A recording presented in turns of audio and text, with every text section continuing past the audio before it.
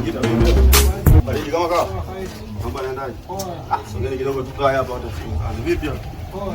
Yeye wenyeji mtauni? Mimi nakaa hapo mtaa kati. Mimi nakaa hapo nyuma tu hapo. Sasa mimi wana mtaa wote.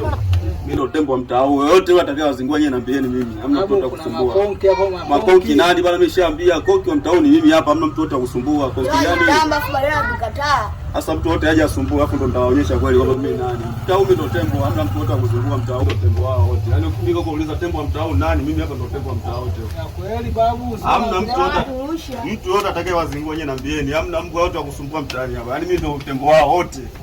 Juzi nishapiga washikaji watatu hapo nishawakutua hapo nyuma kwa alikuwa anazungua. Mtu wote atakayekuja nyewe naambieni, sio mtu yote.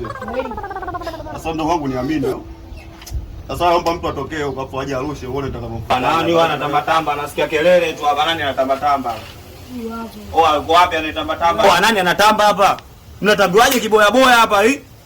Yaani kitaa chote hiki watu wanatujua sisi makonta hapa afu mnatambiwa na mtu boya boya kama huyu. Samehe. Samehe nimekosea. Huyu hapo ndo anatamba mwanangu, huyu hapo anatamba.